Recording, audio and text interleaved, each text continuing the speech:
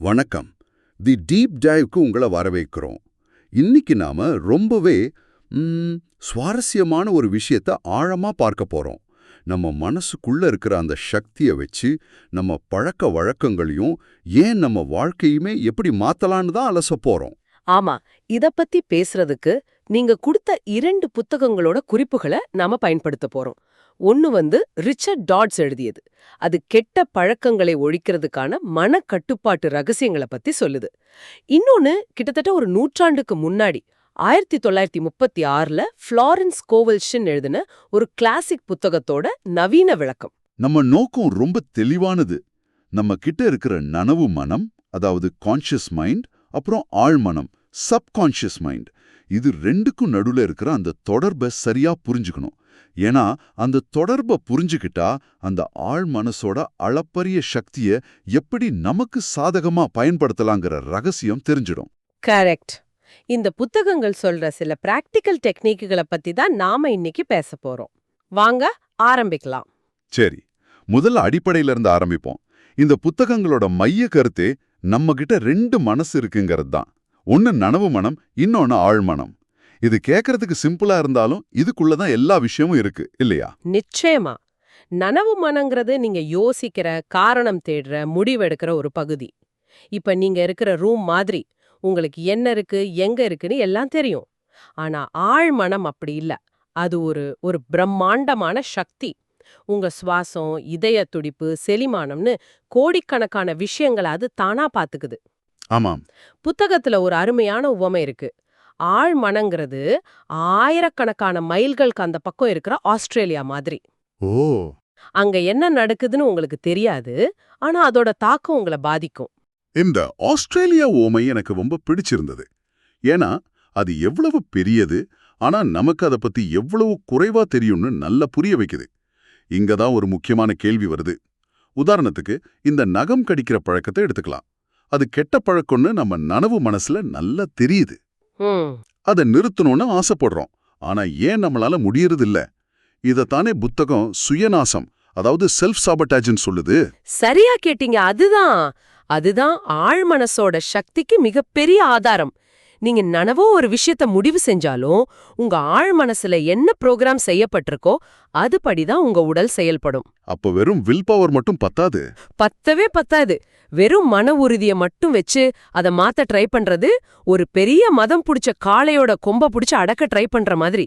ஆமா, கொஞ்ச நேரத்துல நாம தான் சோர்ந்து போயிடுவோம். அதேதான், கடைசியில தோல்விதான் மிஞ்சும். அப்போ நாம நம்ம மனசோட கட்டுப்பாட்டுல இல்லையா?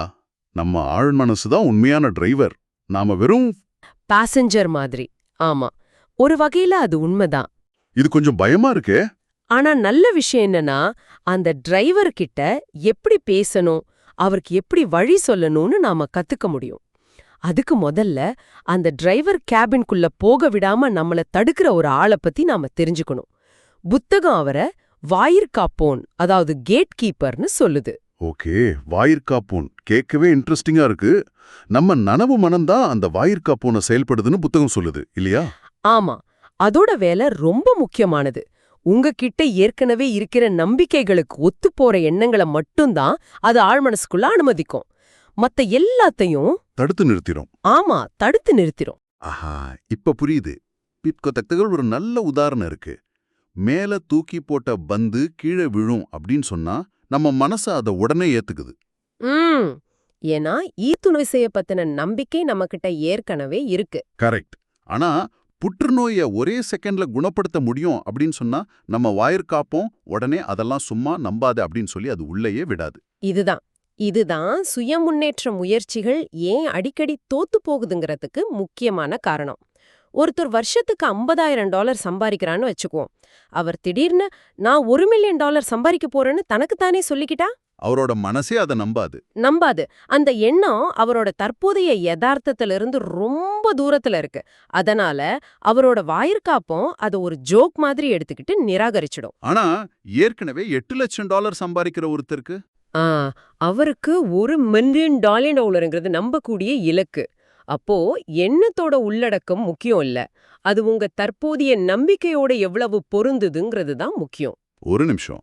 அப்போ நாம சின்ன வயசுல தவறான நம்பிக்கைகளோ உடல வளர்ந்திருந்தா அதுல இருந்து தப்பிக்கவே முடியாதா?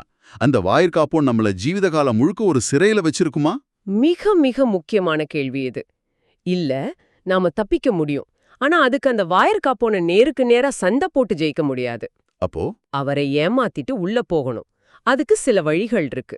அந்த வழிகள்ல ரொம்ப முக்கியமானது தான் உறுதிமொழிகள், அதாவது அஃபர்மேஷன்ஸ். அஃபர்மேஷன்ஸ பத்தி நிறைய கேள்விப்பட்டிருக்கேன். ஆனா பல சமயம் நான் சந்தோஷமா இருக்கேன் அப்படின்னு சொல்லும்போது மனசுக்குள்ள இருந்து ஒரு குரல், பொய் சொல்லாத, நீ சந்தோஷமா இல்ல அப்படின்னு சொல்லுமே. அதுதான் அந்த வாயிற்காப்போனோட குரல். ஓ, அதேதான். உங்க வாயிற்காப்போன் ரொம்ப உஷாரான ஆளு. அதனாலதான் உறுதிமொழிகளை ஒரு தடவை சொல்றதுல பிரயோஜனம் இல்ல.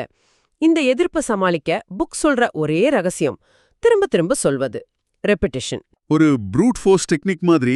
ஆமா, சொல்லப் போனா அப்படிதான். ஒரு உறுதிமொழியை நீங்க திரும்ப திரும்ப சொல்லும்போது, இல்ல ஒரு நாளைக்கு 25 தடவை எழுதும்போது, அந்த வாயிற்காப்போன் கொஞ்சம் கொஞ்சமா சோர்ந்து போயிடுவான். சரி சரி, நீ இவ்ளோ சொல்ற, உள்ள போ அப்படின்னு வழி விட்டுடுவான். கரெக்டா சொன்னீங்க. அப்ப இது ஒரு மனரீதியான போர் மாதிரி. விடாப்பிடியா இருந்தா ஜெயிக்கலாம். சரி, இந்த உறுதிமொழிகளை உருவாக்குறதுக்கு சில விதிகள் இருக்குன்னு புத்தகம் சொல்லுதே, அது என்ன? ஆமா, 2 முக்கியமான விதிகள் இருக்கு.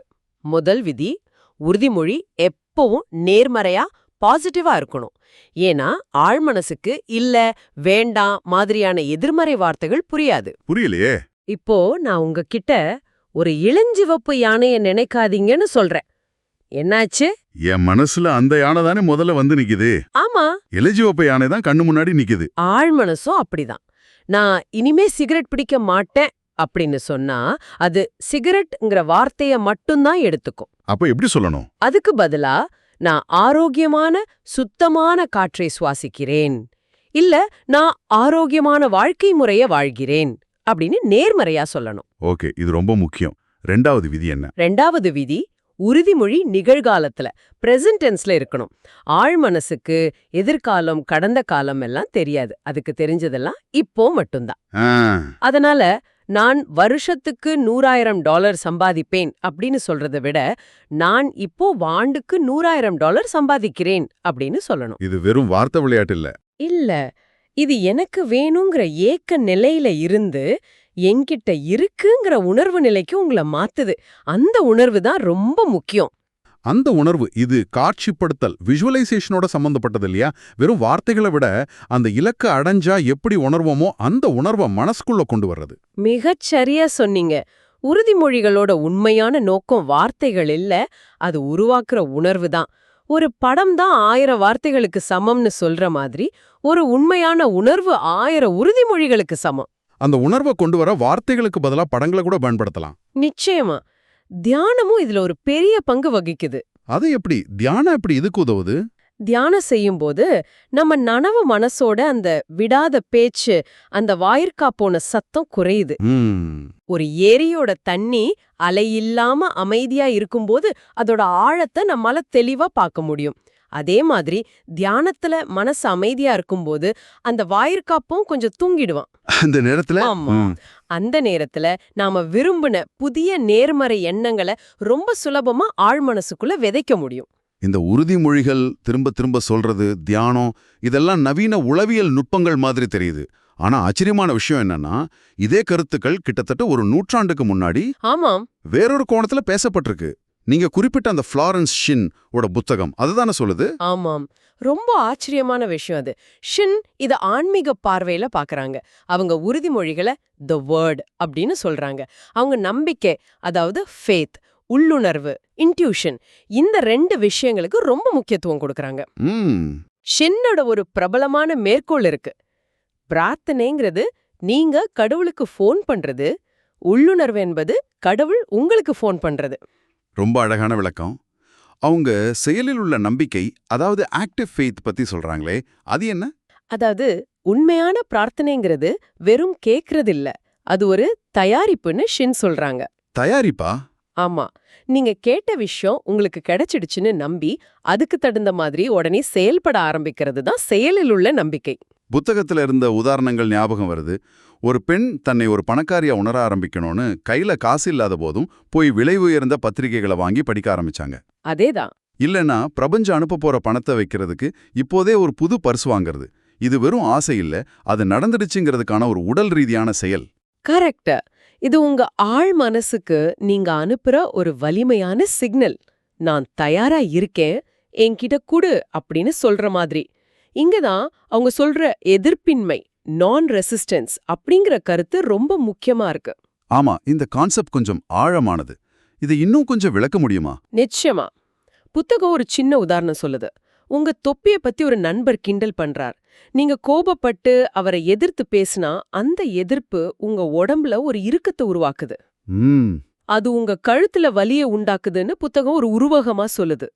ஆனா நீங்க அதை எதிர்க்காம அன்போட அதை கடந்து போக விட்டா அந்த எதிர்மறை சக்தி உங்கள பாதிக்காது. ஆனா இது நடைமுறைக்கு சாத்தியமா? ஒரு பெரிய அநீதியை பார்க்கும்போது கோபப்படாம நல்லெண்ணத்தை அனுப்புவதுங்கிறது மனித இயல்புக்கு எதிரானதா தோணுதோ? ஒரு விதத்துல. ஆனா இது பலவீனம் இல்ல, இதுதான் உண்மையான பலம்னு ஷின் சொல்றாங்க. எப்படின்னு சொல்றீங்க? நீங்க ஒரு அநீதிய வெறுக்கும்போது அந்த வெறுப்புங்கிற அதிர்வலையில நீங்க இருக்கீங்க.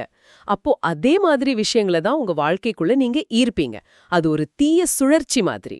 அந்த சுழற்சியை உடைக்க ஒரே வழி அந்த சூழலை கண்டு கலங்காம சம்பந்தப்பட்டவங்களுக்கு நல்லெண்ணத்தை அனுப்புறது தான். அந்த அநீதியை ஏத்துக்கிறதா அர்த்தம் இல்ல.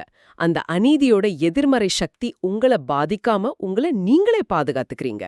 உங்களை ஒரு பாதிக்கப்பட்டவர் நிலையிலிருந்து சூழலை மாற்றும் சக்தி கொண்டவருங்கிற நிலைக்கு உயர்த்திக்கிறீங்க.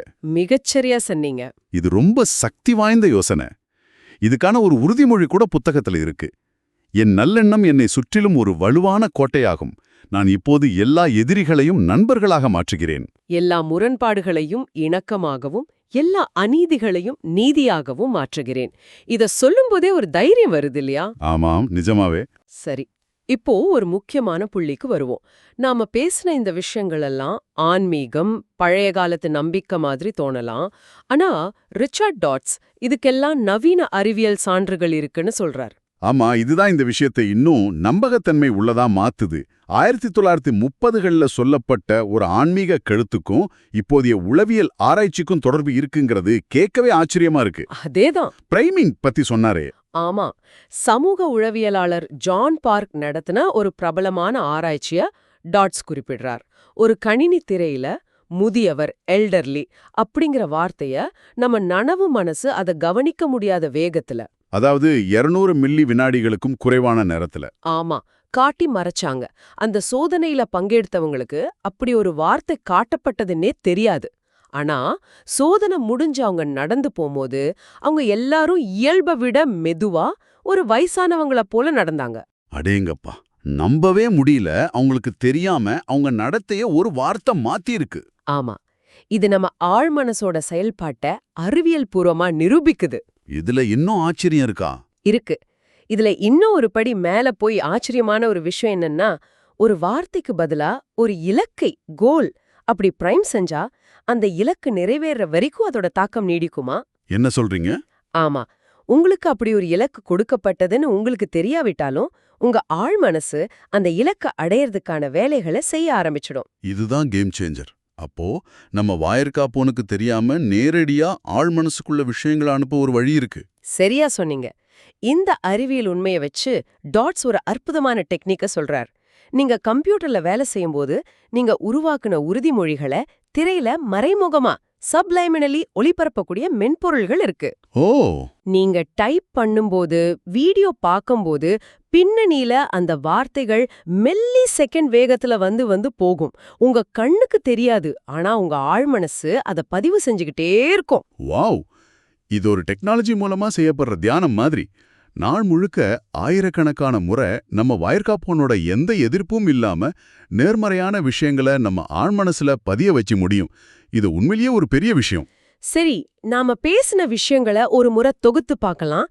உண்மையான சக்தி நம்ம ஆழ்மனசுக்குள்ள தான் இருக்கு. ஆனா அது நம்ம பழைய நம்பிக்கைகளால புரோகிராம் செய்யப்பட்டிருக்கு.